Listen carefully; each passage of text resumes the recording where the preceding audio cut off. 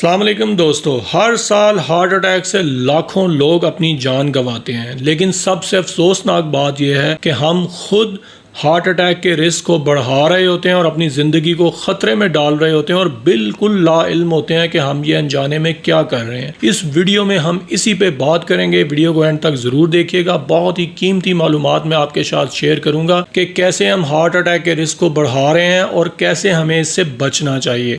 Number 1 جو سب سے بڑا رسک فیکٹر ہے، پوری دنیا میں اس کو گردانا جاتا ہے، وہ سگریٹ سموکنگ ہے۔ نارملی لوگ سمجھتے ہیں کہ سگریٹ سموکنگ سے صرف آپ کے لنگز متاثر ہوتے ہیں، نہیں، سگریٹ سموکنگ سے آپ کی بلڈ ویسلز بھی ڈیمیج ہوتی ہیں، جو آہستہ آہستہ تنگی کا شکار ہوتی ہیں اور نتیجہ ہارٹ اٹیک کی شکل میں نکلتا ہے۔ نمبر 2 ہے زیادہ تیل چکنائی کا استعمال کھانے پینے میں، خاص طور پہ جنک فوڈ جتنا زیادہ عام ہے آج کل، اور اسی لیے نوجوانوں میں بھی آپ ہارٹ اٹیک کی شرح کو بڑھتے ہوئے دیکھ رہے ہیں۔ یہ جنک فوڈ کیوں خطرناک ہے؟ کیونکہ اس میں پروسیس میٹ استعمال ہوتا ہے، جس کو بار بار ایک ہی تیل میں فرائی کیا جاتا ہے، اور اس کی وجہ سے اس میں کولیسٹرول کی مقدار بہت بڑھتی ہے، اور یہی کولیسٹرول جو ہے وہ بعد میں پلیک فارمیشن کا سبب بنتا ہے، یعنی کہ نالیوں میں جمتا ہے، جس کی وجہ سے ہارٹ اٹیک کا رسک بڑھتا ہے۔ نمبر 3 ہے فزیکل ایکٹیویٹی کا نہ ہونا اور سیڈنٹری لائف سٹائل۔ لوگ آج کل کمپیوٹر پہ بیٹھ کے آن لائن کام بہت زیادہ کرتے ہیں، لانگ آورز کے لیے بیٹھتے ہیں۔ فزیکل ایکٹیویٹی کا نہ ہونا ہے، جس کی وجہ سے ان کا وزن بڑھتا ہے اور الٹیمیٹلی یہ ہارٹ اٹیک کے رسک کو بڑھاتا ہے۔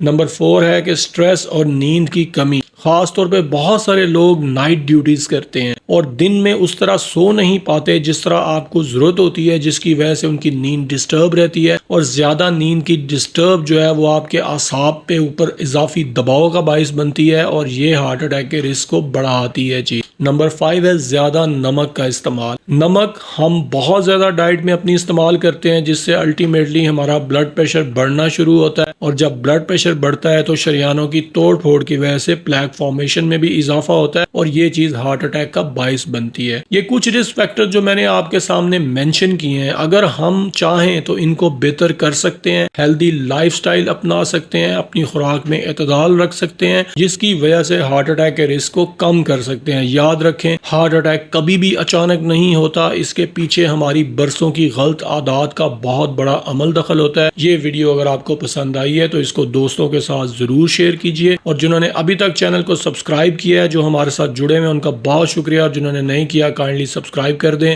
کیونکہ یہ ایک بہت بڑی فیور ہے آپ کی طرف سے، جس کے لیے ہم آپ کے شکر گزار ہیں۔ جزاک اللہ۔